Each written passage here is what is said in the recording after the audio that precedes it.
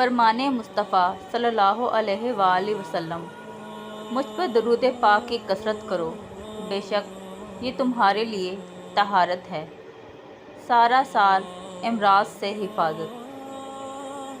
مفسر شہیر حکیم الامت حضرت مفتی احمد یار خان علیہ رحمۃ الحنان فرماتے ہیں، محرم کی 9ویں اور 10ویں کو روزہ رکھے تو بہت ثواب پائے گا۔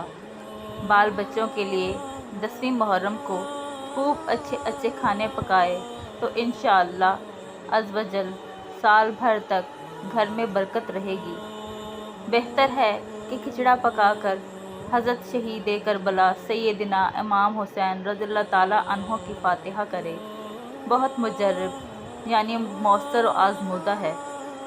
اسی تاریخ یعنی 10 محرم الحرام کو غسل کرے تو تمام سال انشاءاللہ عز و جل بیماریوں سے امن میں رہے گا، کیونکہ اس دن آب زمزم تمام پانیوں میں پہنچتا ہے۔